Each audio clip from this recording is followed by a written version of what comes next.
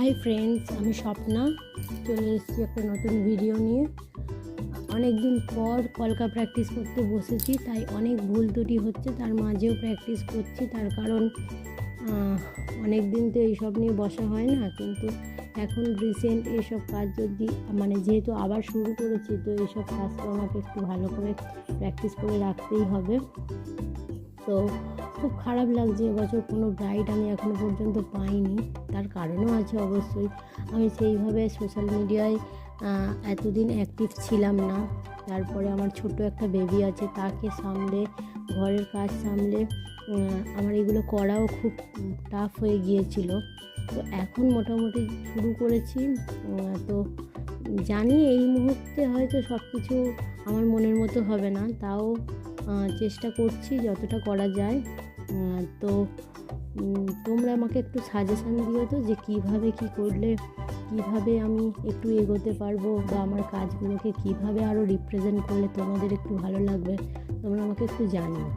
আর একটা কথা, যেটা আমার রিয়েল লাইফ থেকে আমি ফিল করতে পারি, সেটাই তোমাদের আজকে একটু শেয়ার করব। সেটা হচ্ছে যে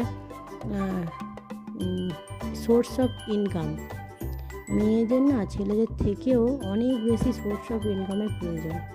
একটা মানুষের কাছে যদি টাকা থাকে, এই যুগে দাঁড়িয়ে সে আর অন্য কিছু দেখে না।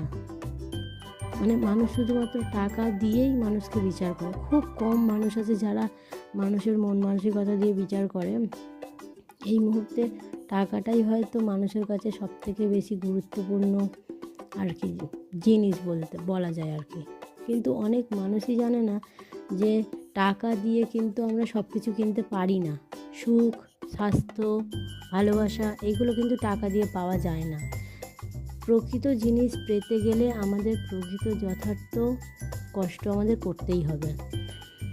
টাকা দিয়েই, টাকা আছে বলেই আমি সব কিছু পেয়ে যাব, এটা কিন্তু আমার মনে হয় যে একটু ভুল।